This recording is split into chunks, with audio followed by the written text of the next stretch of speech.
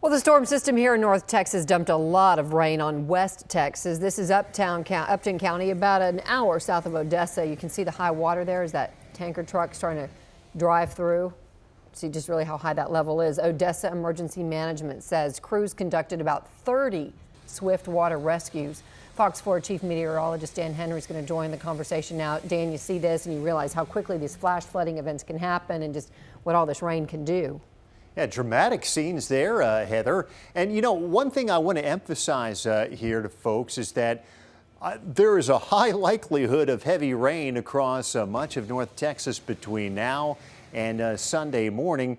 It's pinpointing exactly where those heaviest bands of rain and thunderstorms develop and track repeatedly over the same areas. That's very, very difficult to pinpoint that with any accuracy, but yet those are the areas that are most susceptible to flash flooding. So we know that flash flooding is going to occur in North Texas, but it's very difficult to tell you exactly where as we head through the next few days here. We do know that rain chances will be very high tonight, tomorrow, and Saturday, between 80 and 90%.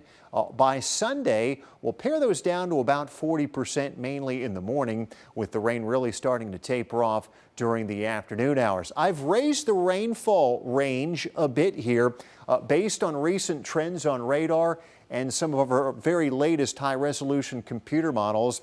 I think when we tally up all the rainfall totals across North Texas, the majority of them are probably going to fall in that 3.5 to 7-inch range, but there could be isolated locations that easily see 8 inches or more. Those are the spots that are most likely to see the most significant flash flooding.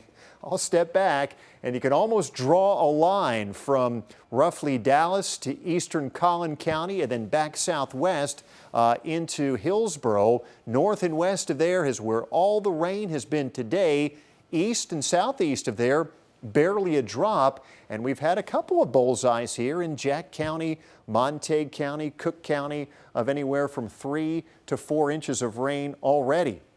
Here's a look at the last hour, and you can see this latest band of very heavy rain and thunderstorms now moving in from the southwest into Tarrant County. And this is torrential rain now falling in Fort Worth, eastward into Arlington, the mid-cities, down around the Mansfield area. Frequent cloud-to-ground lightning, and that torrential rain continues down to the southeast into Midlothian. More heavy rain on up into northern Dallas County, Carrollton, eastward through Farmers Branch, Garland, on up into the Plano area. It's a bit more scattered as you head to the southwest. Stephenville, Morgan Mill, there's a band of heavy rain that stretches just beyond Walnut Springs into northern Bosque County. And on up to the north, we've got another band of heavy rain here with embedded thunderstorms, northern Collin County. This is likewise all lifting off to the northeast. And you can see more showers and storms out to our west from Mineral Wells back into Eastland County, and these will be heading northeastward into Jack County, Wise County, Montague County, where we saw the heavier rain totals earlier this afternoon. The severe weather threat here overall very low. I'd call it a marginal threat. There could be a few storms with gusty winds, a very low tornado threat, and a few storms may produce some small hail, but by far the biggest impact will be the potential of flash flooding. This is our high-resolution computer model, which basically doubled its rainfall output with the very latest run.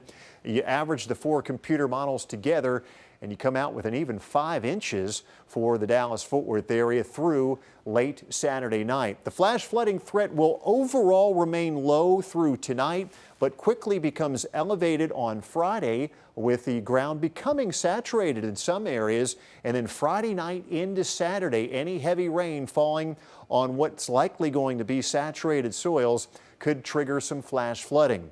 Complicated weather pattern here. The main area of low pressure sitting here, dumping snow in Colorado.